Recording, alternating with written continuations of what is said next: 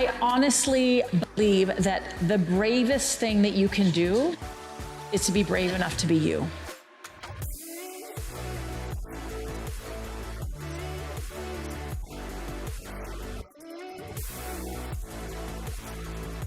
So I used to be all about bucket lists. I used to do this event called Bubbles and Bucket Lists. Everybody would get a bucket and a glass of bubbly. But this is what I realized. As much as I love the idea of a bucket list, without sounding morbid, a bucket list is everything you want to do before you die.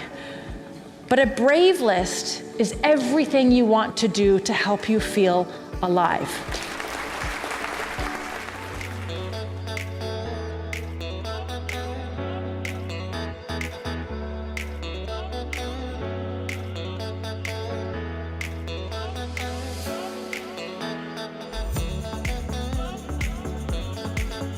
I've lived in 16 different countries. I've gone volcano boarding in Nicaragua, surfing in Peru, climbed Kilimanjaro.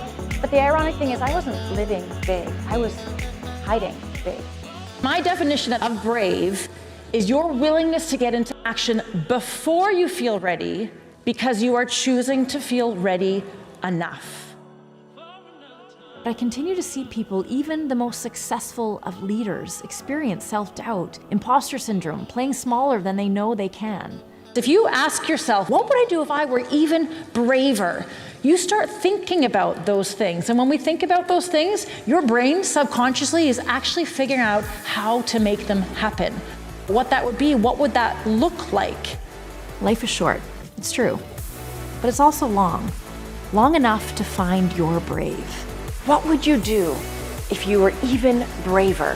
Who would you be that you're not already being? And when are you going to start?